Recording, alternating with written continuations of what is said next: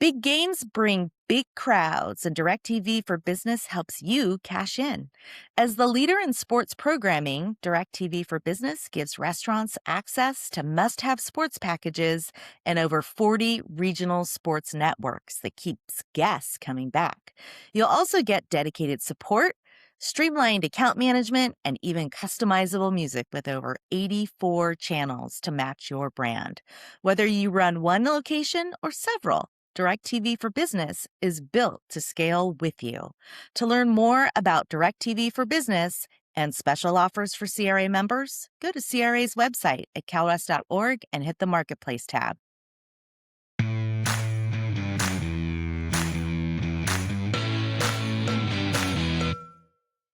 Welcome to another episode of the Confidential Bulletin podcast. Today we have three very notable and insightful political journalists. Marisa Lagos, the senior political correspondent for KQED Radio in San Francisco and host of the Political Breakdown podcast.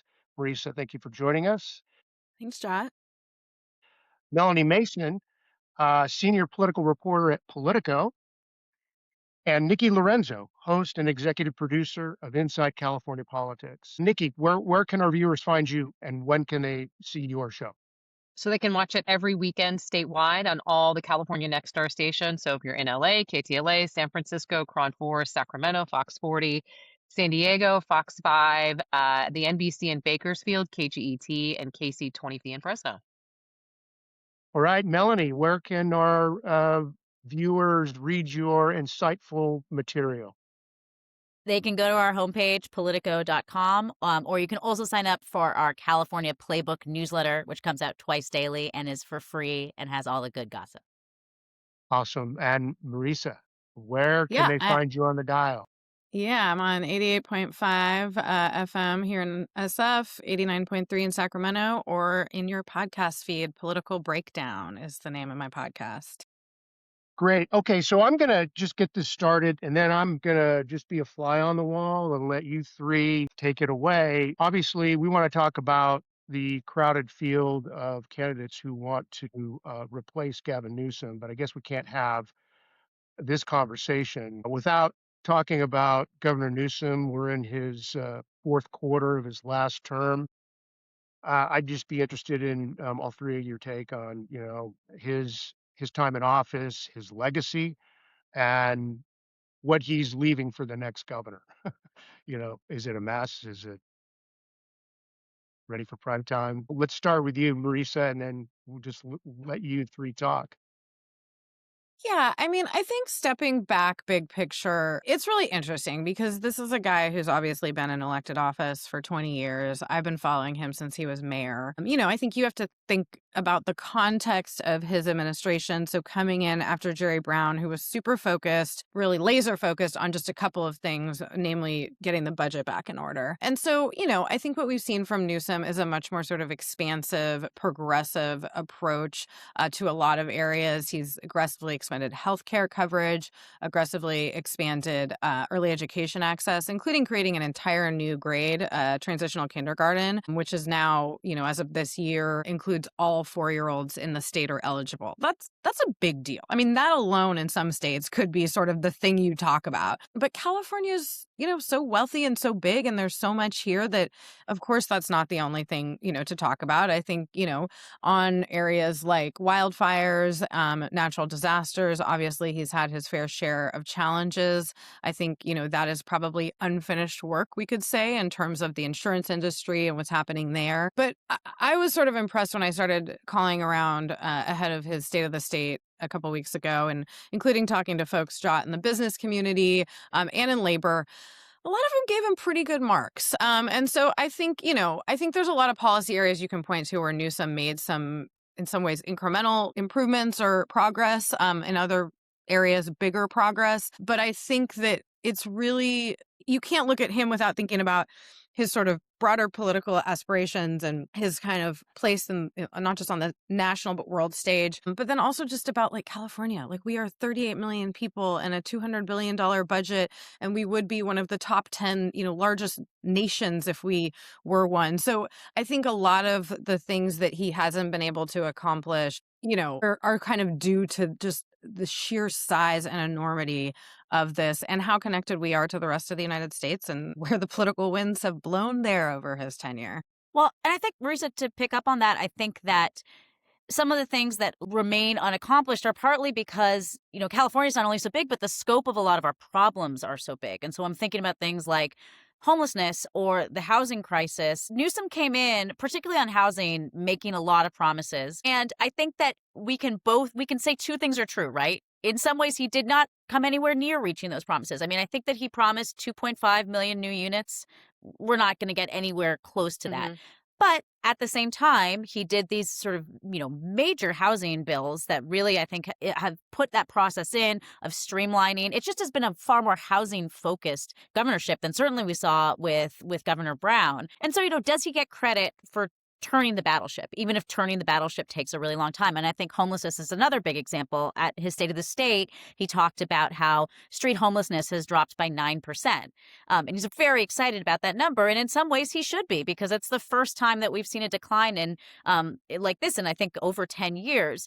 But at the same time, that is after years of the homeless population kind of exploding while he was governor. And so does he get credit for sort of chipping away at the problem, or because the problem is still so vast as he leaves, does it look like it's a failure? And I think that that's what this last year is he's trying to kind of cast the narrative of what his legacy is as he looks ahead to a probable 2028 run. Yeah, picking up on the homelessness aspect, and you brought up the state of the state too, Marisa. He's quick to point to the last administration and him coming into office and there being no strategy or no infrastructure to deal with homelessness. He doesn't really name check Jerry Brown, but I feel like that's sort of like a swipe at the Brown administration in a way. Homelessness. Another thing that he ran on too was universal health care. That's something that he hasn't been able to get done yet. He's always criticized about overpromising and under delivering. But again, you have this massive state. It's like trying to turn an aircraft carrier on a dime. And now we have, this massive budget deficit that's going to be the problem of the next governor. We can talk about that in a minute. But I wonder, if he wasn't somebody who had presidential aspirations and has just been a very ambitious politician throughout his career, would he be criticized the same way? I mean, what's the name of his book that's coming up? A man in a hurry. Young man in a hurry, right? Yeah. Young man, in a hurry. And he had that big profile that came out. I believe it was it in the Atlantic? That was, a very long piece about, his run and what his rise looks like. And he really likes to point to, I'm a small business owner. I understand the plight of business owners. And then he gets criticized, well, you got a flush of cash from a very influential family. I'm just really interested to see, where he moves during these last final months. Does he try to moderate a little bit more as he tries to open up more of his brand to the rest of the country? I will say on healthcare, God, I don't want to be Newsom's defender over here, but we have massively extended our healthcare rosters. I mean, I think in 2016, even 2020, there was this sort of move towards should we have single payer? And Newsom obviously backed off that quickly. But I do think that's an area where you do have to give credit in terms of the massive expansion of who qualifies. And that is also one of the areas that is most threatened by this Trump administration, right? With all those cuts in HR 1. And so I think, when I talk to folks in that space who have advocated for an expansion, most of them were frustrated that he didn't go further or pulled back on, say, undocumented immigrant coverage. But I do think that that's something, that if you look at the numbers since the Affordable Care Act passed, it's really remarkable how many people in the state have become insured. But and I know this is not a Newsom-centric podcast, but just to kind of push back on that a little, I also think that's a perfect, sort of chrysalis of what is the Newsom, what are his skills as a politician, and also what are his shortcomings? Because he didn't run on universal health care. He ran on single payer.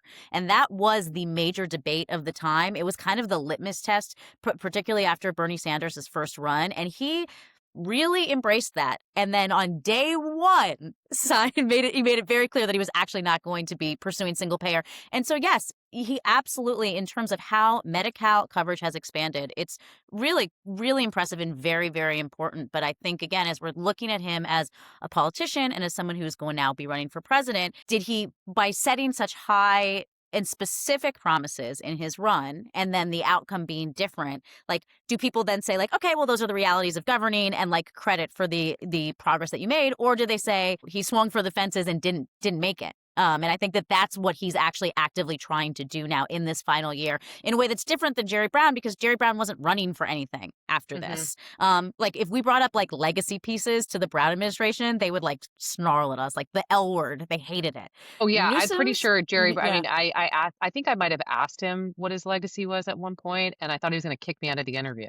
that word, it was like He hates it. garlic to a vampire. It was just like, absolutely not. That is not the case with Newsom and his people, because they know that when we're talking legacy, we're actually talking like what's going to bridge us What's over to the next? next chapter. Right. And so I Which think brings us that's to present day, Jot, and this like billionaires tax that he's trying to head off, which I think really speaks to the kind of political challenges someone like him has. Like, he does not want to, I mean, he's really, and I think in a remarkable way, like, rallied the base and become the face of this Trump resistance in the past 6 months, and, you know, really gotten a lot of love on the left from a lot of the ways that he's postured against the president and shown up on social media. But the minute that he is out there, and, you know, we can talk about the details of this and the contours. I don't think it's as simple as, do you want to tax billionaires or not? But he is becoming this leading voice on that. And like, to Mel's point, is that a calculation about a national run? Is it because he actually thinks it's good policy, or bad policy in this case, the way it's written? I mean, both could be true, right? But like, that is always the framing we're going to look at him through. And I think that, you know, he's never done anything to make us back off from those assessments, right? To make us think that we shouldn't be looking at it through a political lens. And so I do think like this is where it's hard, because like, to Mel's point, people in healthcare and in the advocacy space do give him that credit. But does your average voter? They don't know the details of this stuff. All they hear is single payer versus universal, and like, I want single Universal, payer. yeah. I want to tax billionaires, like, right? But he's also trying to kind of, as Jerry Brown would have said, since we're bringing up Jerry, paddle to the left, paddle to the right. Like, he, you know, I think The canoe the way method. the canoe method, he wants to be able to appeal to a national audience that is not just his like progressive California base. You know, can he thread that needle? I think is a very open question. No, I was just going to say, and I don't know if Melanie and Marisa agree with this. Do you think that, because I think we would be looking at Governor Newsom a lot differently in terms of his, you know, quote unquote legacy, if we had Kamala Harris as the president, because there wouldn't be all of this California versus the federal administration. There would be a lot of focus on crime and homelessness and healthcare and affordability. But because he has been sort of, you know, the person who has stepped up to fight against the administration when there was this whole left on the Democratic side, especially the, you know, when you go more progressive too, they've been wanting this fighter, and he's really stepped into that role, that he's sort of getting a pass in a way for maybe some of the things that he said he was going to do he hasn't accomplished. I mean, I also think it's just caused real problems. Like, we're talking about billions and billions of dollars in federal funding that have been either threatened to be taken away, or in the case of HR1 Or actually taken happened. away, yeah. So it's like, that's how you, in a way, go. I mean, I'm not saying things, I agree with you. I think things would look incredibly different, but because they would look different. Like, politically, they would look different because the reality would look different. The budget would look different. And I'll just note that, like, nationally, crime's down. So everyone's riding high right now on that. And depending on who you ask, they're all responsible for it, right? You know, as we speak, and here on Wednesday, January 21st, Gavin Newsom is in Davos, trolling President Trump and shaming European leaders. And yeah, I mean, I think did Ronald Reagan run for president right when he was leaving office? There was a period of time. So this will be the first California governor who's running for president directly from the governorship. I think so, right? There hasn't been anybody else. From California? Yeah, yeah, Well, I think you're right. Yeah. yeah. I yeah. feel What like I'm about Jerry the embarrassed first about time? But that was before. and Pete Wilson, was he running from, or I was that thought Wilson before, did it from when he was from governor. Senate But yeah, or I from guess the governor? legacy Yeah. of Gavin Newsom, because right, there's 40 governors, and I think most people could go, you know, who are interested in politics and government, will go, okay, Hiram Johnson, Earl Warren, Ronald Reagan, Pat Brown, Leland Stanford, right? These are people that have legacies and went on to do big things. And if Gavin Newsom doesn't get to the White House, will he become, you know, a Frederick Lowe, Milton Latham. These are former governors, by the way, who people are like, who the hell's that? Or does he become kind of somebody like an Arnold Schwarzenegger, in which he is a absolutely kind of like a pop culture figure? But I think if you're thinking about like durable things that was built during your governorship, like a Pat Brown, that might be a harder thing to sort of point to say. I mean, and of course, this isn't to say that Governor Schwarzenegger didn't have accomplishments when he was, when he was governor, but in the public imagination, he is the Terminator first still, and the Governator Yeah. second. And I do wonder Yeah. if maybe that's almost where Newsom, might be, depending on where his White House ambitions end up. Yeah, and interestingly, Schwarzenegger, who was wildly popular, at least at the beginning of his term, left office at a 23% approval rating, right? And Gavin Newsom is hovering around the 50s to low 50s, right? Yeah, That's he's got pretty high numbers. extraordinary because more governors leave and they're not popular. I mean, Jot, you're really undercutting his other ongoing burgeoning career as a podcast host. Was I mean, going to he say could it. I didn't know who was be going to bring the it up. next Joe Rogan. Like, why does he need the White House, yo? Like, we are in a world where people can become famous. Yeah. No, Don't we all think certainly- that's secretly what he wants? Is to have a media He empire seems to and really not the like White it. House? I mean, did anybody watch Ben Yeah. Shapiro? I did.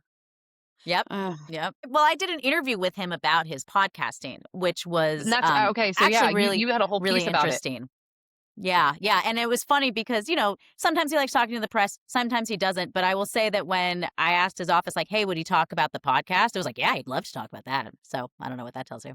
But okay, so I mean, he's riding off into the sunset, maybe, to the White House, who knows? But there's, I think, 2 dozen, with all both parties and other candidates. Almost feels kind of like the recall, when Gray Davis was being recalled. You had 130 something candidates running for office. You had, actors, porn stars, business people. It was crazy.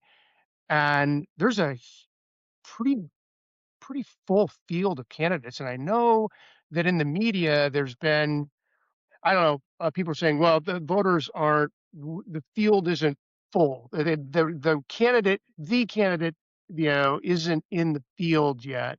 There's more coming. If you look at, the candidates that have announced, there's some pretty accomplished, I mean, in terms of, political career politicians who, for all intents and purposes, if you, look at the history of governors, successful governors in the past, they've got the background for it, right? So what do you guys think about the field? Talk about who the leading candidates are, who's emerging, who's likely to announce that or is considering it. What do you think? Well, I mean, we know you brought up the Bont is out, recall. right? And Caruso's out. Yeah. So Well, I just also want to say you brought up the recall, and I'll say Angeline is not in this race yet. So, do we really have a full field? I'm sorry, that I'm dating myself here, but that was one of my favorite parts of the recall election. That and Mary Carey, the porn I was star. about to say, yep. So, I would argue that, yeah, like unless, and I don't think Matt Mahan's going to be the mayor of San Jose, Field the clear. candidate that breaks the field open. I think we're in a really interesting waiting game right now. Like to your point, Jot, there's a lot of folks who within political circles are incredibly well known and well accomplished, right? Former Attorney General and HHS Secretary Javier Becerra, former Speaker and LA Mayor Antonio Villaraigosa, Representative Eric Swalwell, former Rep. Katie Porter. Should I go on? I mean, these are all people who have like good political resumes, but none of them are super well known statewide, and none of them seem to have really captured the imagination, so to speak, of the Democratic electorate. Now, do people even know there's a governor's race yet? Like, I would bet if you walked outside my office that a lot of people didn't. I think this is going to really heat up, as we get a lot closer to the June primary. But yeah, I think it's going to be really fascinating to watch because you can see the real strengths and real weaknesses of all of those high-profile candidates I just mentioned. And then, of course, the size of the field just leaves an opening for a Republican to sneak into that top two, even if there's a very slim chance that one of them could win statewide. Well, there's this What about weird the phenomenon, I scenario think. that there's going to be two Yeah, Republicans yeah, because 2 there's so Republicans. many It's not Democrats? impossible. Republicans love It's to. not impossible. I mean, Yeah. there is a chance. I mean, Paul Mitchell, everybody knows data guru Paul Mitchell. He has said that, there's a chance that can happen. But yeah, to just second what you said, Maurice, I mean, nobody has really been able to capture, any sort of attention right now. But I think we would all agree it's kind of hard because there's so much going on that trying to get any sort of attention in Trump world with everything that's been happening on a daily basis in the deluge of news, it's hard for these candidates to really break through right now. I mean, everybody kind of feels, I don't even know if it's just like the candidates, like as you mentioned, Jot, they're uninteresting because if you were to really take a deep dive at their resumes, they all have interesting backgrounds, but it's just there's so much else going on right now. And when we had a governor's race, the last time it was competitive, with Governor Newsom's first term, social media wasn't where it is now. Podcasting isn't where it is now. I just feel like the landscape is totally different in terms of people's attention too. I feel like the way I think about this governor's race is that it has like 2 phenomena going on at once, which is that nobody wants to be governor and too many people want to be governor. Like both of those things are happening at the same time. And in the first, you have very high profile Democrats who I think people would have seen as like these field clearing, like kind of really dominant figures like former Vice President Kamala Harris and Senator Alex Padilla. Even people were talking about, Attorney General Rob Bonta. I don't think he would have been a field clearer, but like he probably would have come in at least with a good amount of like insider support. And Rick Caruso, they all said, actually, we're not going to run. And I think that maybe says a lot about what maybe the reality of that job is going to be coming up and maybe some of the challenges. And then I think on the other side, you have too many people who want it. And that's where you get this potential scenario where there's so many Democrats that they fracture the vote and maybe you could have 2 Republicans in the race. But I also think because there's so many of them, it's hard for voters and even for us in the media to kind of focus on a few. I mean, even in 2018, which was competitive, there were still really only like 2 main Democrats that were running in the primary that we were paying attention to, and maybe we were focusing a little on John Chung and a little bit maybe on Delaney Houston, but really this was a Newsom versus Villaraigosa race. And now, anytime we write about the governor's race, I have a paragraph that I like copy and paste into every story, which is like, here's the list of all the people who are running, and it's so many. And so I think that because of that, we're a little bit like a dog where like 6 tennis balls are being thrown at once and we're not entirely sure which ball to chase. And I think that in the absence of a really charismatic candidate, I think that the media does play a role, maybe less than we did, in sort of like focusing folks' attention on like, here are the people who are viable, here are the people who donors are galvanizing behind, here are the people who labor unions or business groups are galvanizing behind. And like right now, I feel like even our news coverage feels very diffuse because there's just like so many people we all have to keep tabs on, kind of, sort of.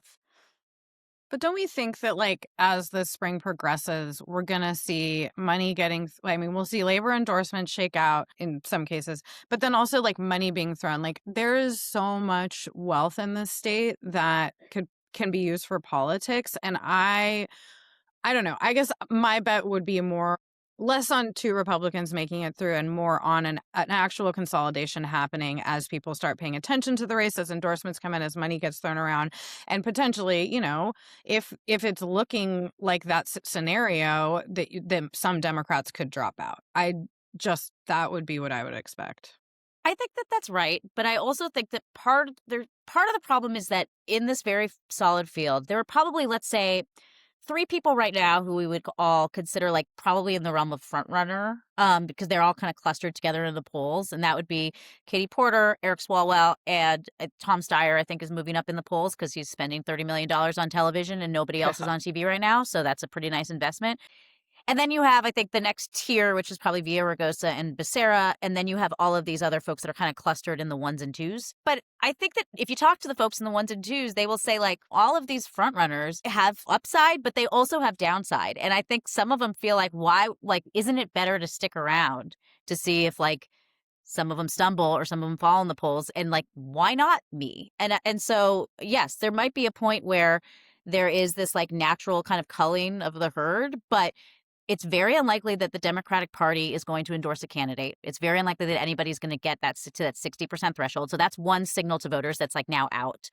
I think it'll be interesting to see if the major labor unions all galvanize behind one person. But if they're split behind like several candidates, like then that's not really going to be a sort of decision maker. And I think other groups as well. So then it's like, yes, do people in the business community play in these like big IEs, and is that a signal to voters? But it's all very muddled. And what you don't have in California, like you had either in some other states or in the past, was this kind of like party boss thing where somebody could get them in a room and say like, all right, guys, like, let's get real. This isn't happening to you, you and you. Like, you got to go. There's nobody that can do that. That's, There's no John it's also Burton. not great. There's no I was John just going to Burton. say It's John also not Burton was very the guy, democratic. right, to go in. And... Yeah. Yeah, we should say it's also bad. Like, that's like voters should have their say. And I think that's an important thing that we should all notice. But it's also just like practically nobody has that heft. And Gavin Newsom, the role that he plays in this, I actually think is going to be really important. Like, does he want to play traffic cop? Every signal he's sent so far is like, I don't want to be anywhere near this race. So that I think muddles everything quite a bit. On the flip side, isn't it great that we have like a bounty of options after, I mean, every cycle since basically the recall has been like a foregone conclusion in a lot of ways. No, that's what I was when coming into this podcast and thinking about. One of the things that I like wanted to stress was this is a good problem to have, especially from a journalist perspective, because every race, I mean, all of us covered the Senate race super closely too. And for Dianne Feinstein's seat in the state of California, like that was a relatively boring race to cover, especially after we got through, the primary.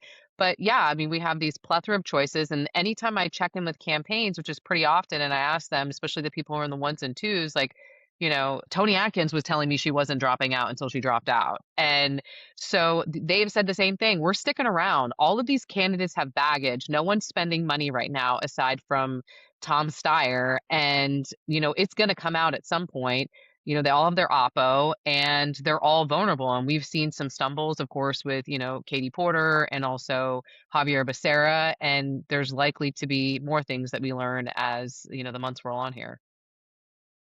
Do you think, okay, I was having a conversation some time ago, and a political, professional said, think about the voters always vote on sort of personality type or, and they always vote change. And he goes, if you consider like Gavin Newsom, flashy, very sort of telegenic and big personality, before before him, it was Jerry Brown, less so, kind of boring. Before Jerry Brown, it was Arnold Schwarzenegger, exciting, larger than life. And before Arnold Schwarzenegger, it was Gray Davis, boring.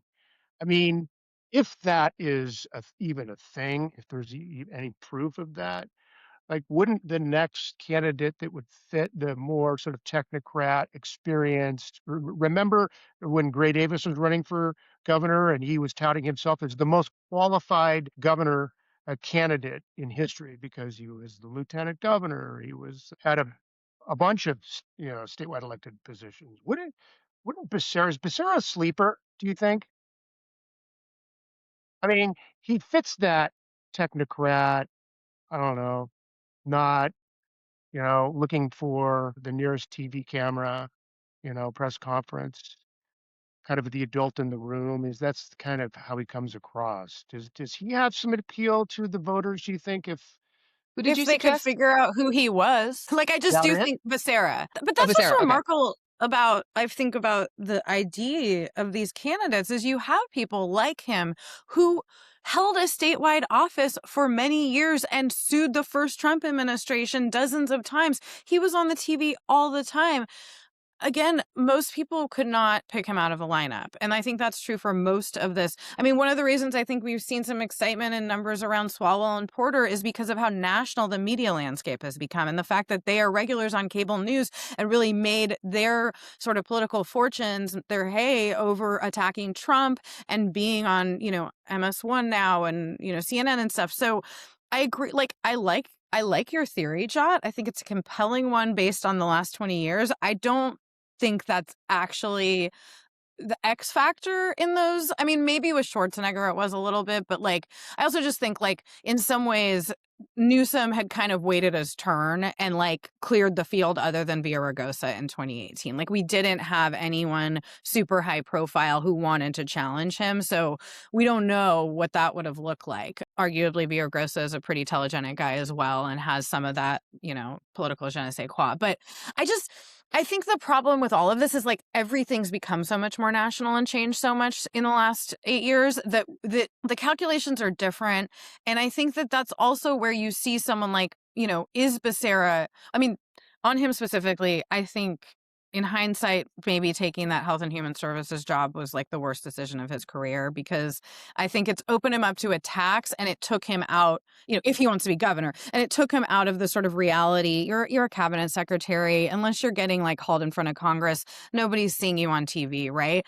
And then on top of that, do Democrats in this state really want to fight her more than anything else right now? And then how does that affect this? Is it really about their record of policy accomplishments or their ability to manage, a large organization, which, by the way, a lot of these people have never done?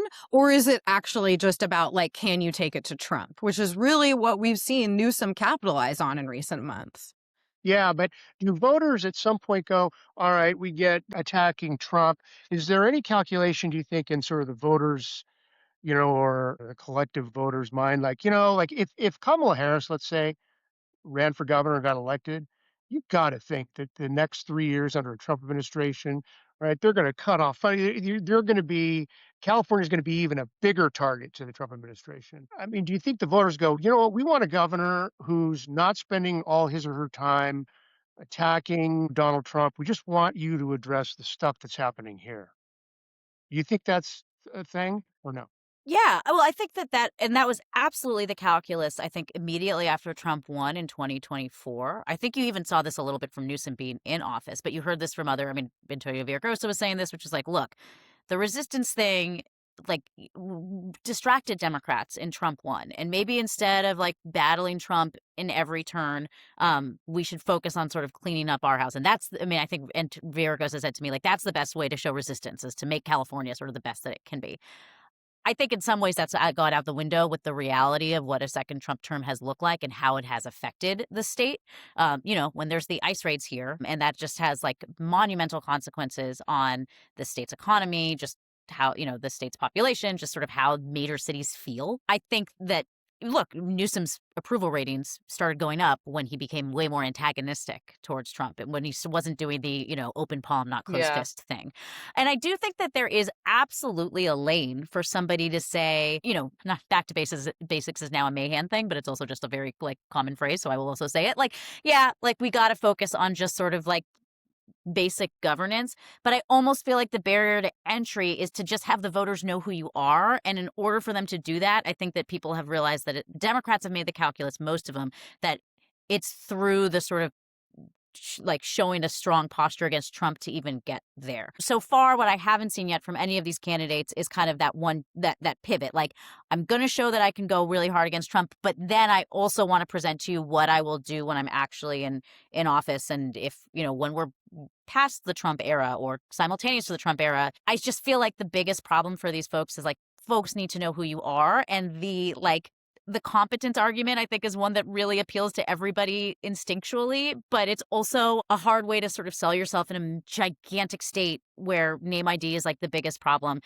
I'm going to do something gross, which is like quote myself, which is disgusting. But I wrote a column last month, which I termed the incredible shrinking California Democrat.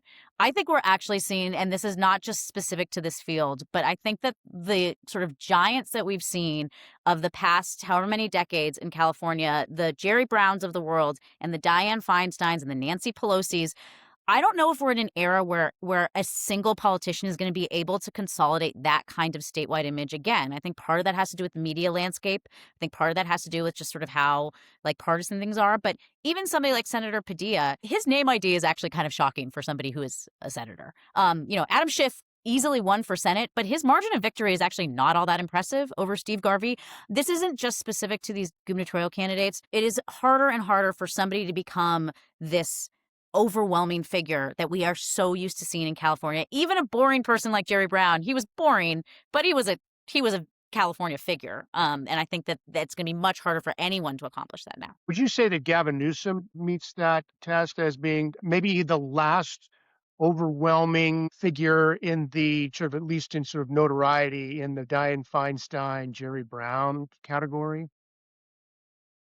I think so. I think at least particularly how he has like nationalized his presence in the last year. He's in Davos and he's getting called out by the president of the United States when he's on stage. I have a hard time picturing, you know, Donald Trump, like pointing to Betty Yee in an audience and being like, I'm going to talk about Betty Yee. It's just like this is like a completely different sort of category of nationally known politician.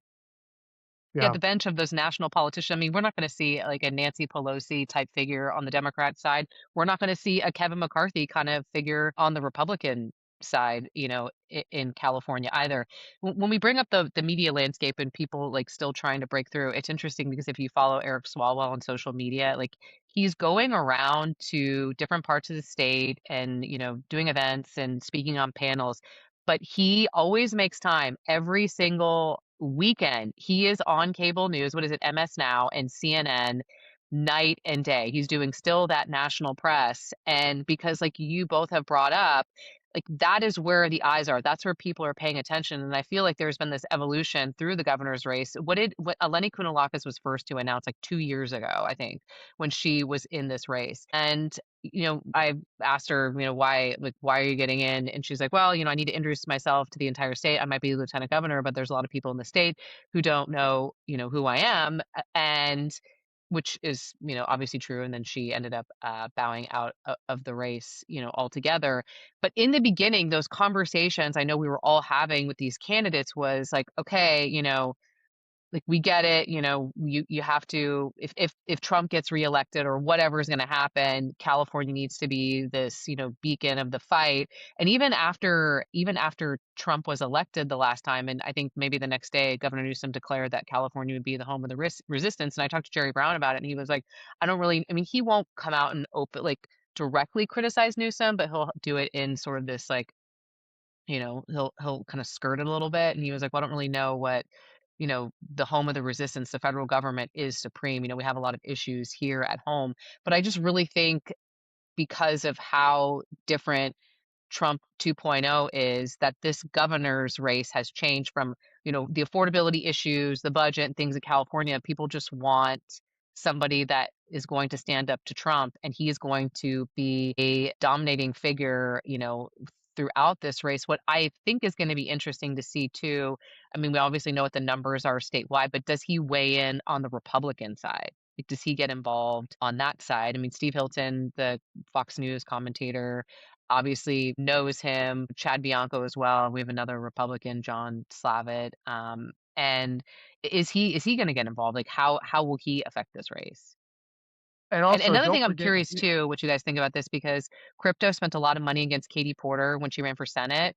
Do they do that again this time My around? point. Like, think about the industries that haven't even AI, crypto, tech more broadly, just the business community. I just feel like it's, I don't know. It's so early. It's so early. It's not that early anymore. I know we think that, but like But ballots, yeah, the I mean, primaries in June, ballots go out a month before that, and like we're it's getting to coming up. crunch time. but Coming up thinking quick. back to, I agree with you, Mel, and we feel like that. I mean, we're in crunch time, but I feel like for the electorate, it's still early. And for the player, like, think about how crypto played in that Senate race and when they came in. It wasn't until, I believe, like March It or was something, towards the right? end, right? Yeah, I Yeah. mean, yes, but and we could very well see that. But I also think that they came in really hard against Katie Porter, but that's also because they knew that a Senator Adam Schiff would be like not a problem for them. I think that the question now is like, if there's less clarity about like opposing someone, it's like, do you know who that elevates? Is that somebody who you're okay with? Like, AI regulation is going to be one of the key questions for the next governor. And so I don't think it's just going to be a matter of like flexing on somebody who you dislike. Like, you better have a sense of who you do like, because like there is going to be a domino effect if you're doing this outside spending, even if it's purely oppositional. I mean, you mentioned that the tech money that seems to be on the sidelines now. I mean, who is the tech candidate? There isn't. I mean, does Matt Mahan, if he jumps in, is Is he the one? I mean, because if you're the tech candidate, there's a lot of money, like labor union type money. I mean, the Yeah. congressman representing Silicon Valley, Ro Khanna, he likes Tom Steyer, who doesn't need any money. The last time we had a true businessman, I think the only time we had a real businessman elected governor was Leland Stanford, the railroad tycoon. I think I heard one of you say the graveyard is full on one of your stories or shows. The graveyard is full of billionaire business people who thought they were going to be governor of California. Does Tom Steyer have a shot? Do you think is the money that big of a factor if he just spends $200 million?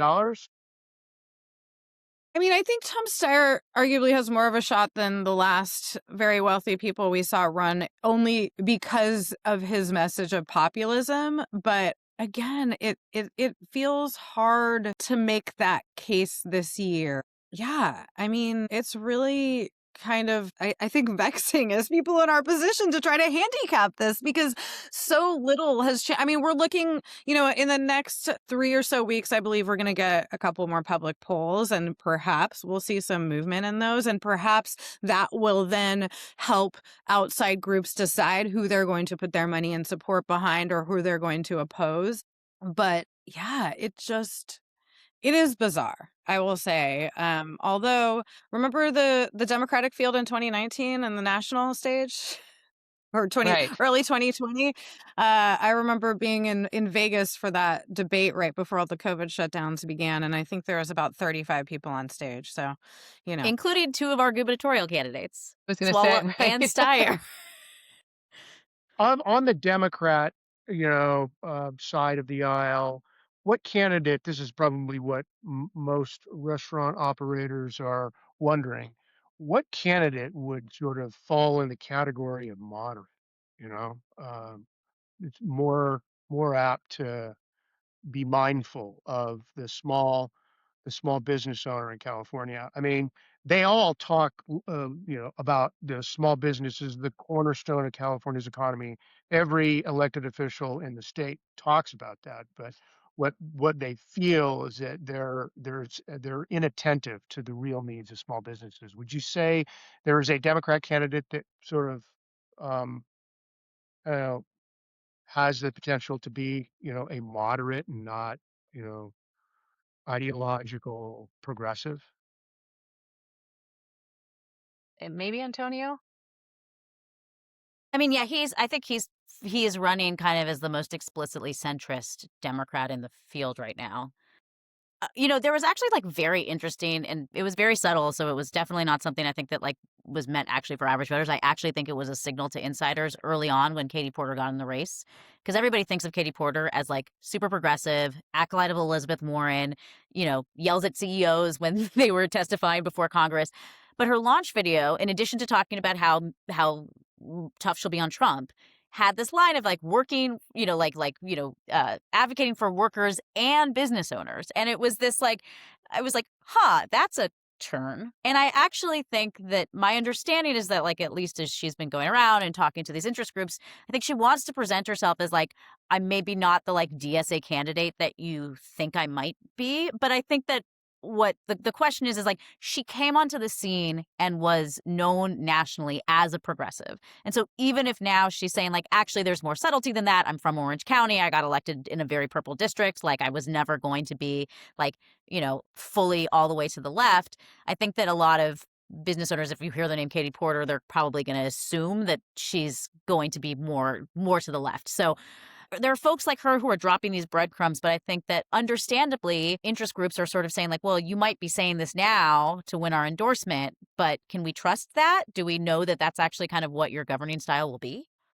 And which you could almost say about every single person in this race. Like, what is the actual track record for folks who have only spent their careers either in DC, as one of 435 in the case of her and Swalwell, in the case of some of the others, like we know, more about, say, Tony Thurman and his record because of his time in the legislature. But like most of these people are really clean slates, Jot. And I think also like, what does it mean to be moderate these days? Because as I said, like Newsom has gotten some pretty high marks from a lot of your colleagues in the business community for his unwillingness to raise taxes, and yet obviously is seen as a progressive in a lot of policy areas. Like, so I do think that that's like a thing I'll be watching, and that I would, plan to push all these folks on is like, what, and I know we'll probably get unsatisfactory answers, so I'll just like plant that flag now. But like, yeah, when there's a fight between business and labor, when there's these specific situations, what is like, where are you going to land? And I think because there's not an actual,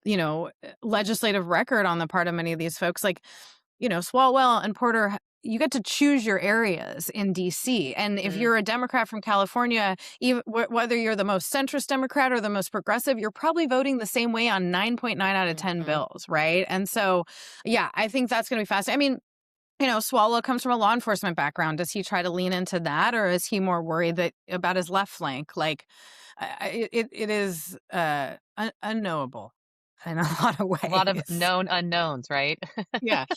To pull a Bring phrase, Rummy back. to pull a phrase from the past. Yeah, speaking of those nuggets you were talking about with Katie Porter, Melanie, that I thought was interesting too. She was asked about a minimum wage increase on a panel with a bunch of Democrats, and they all basically said, "Yeah, we're all for wage increases." And she gave an answer that I think a lot of people were surprised by. That was, I don't know if we need to look at wage increases. We need to look at why things cost so much, especially when you're looking at housing, and maybe address some of those issues. And I would say her and probably Antonio, when asked specifically about, you know, labor and the power and, them having like a blank check with a lot of the legislature, Antonio's like, I'll stand up to anybody. I have a track record of that. And so that could be, attracted to business as well. But once you get in the job and you can make all these promises you want to get elected, but governing, as we all know, is a completely different story.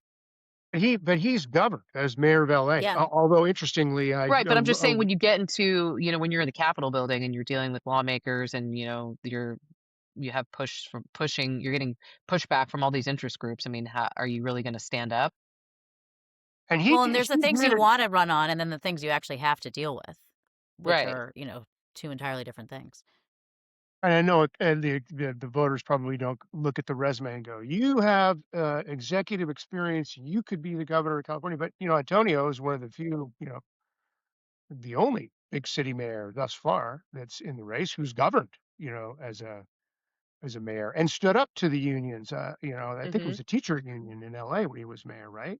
He will also tell you he was a union organizer, and so he'll cover his flake and some of the building trades like Antonio. So it is, even when we're talking about labor, there's a sort of a spectrum within that also Right. complicates things. No, just to go back to the point that you brought up, Jot, about people voting for change, and when we're talking about this new era we are in California politics, and you won't see these big figures holding on to power like we've seen from California in the past.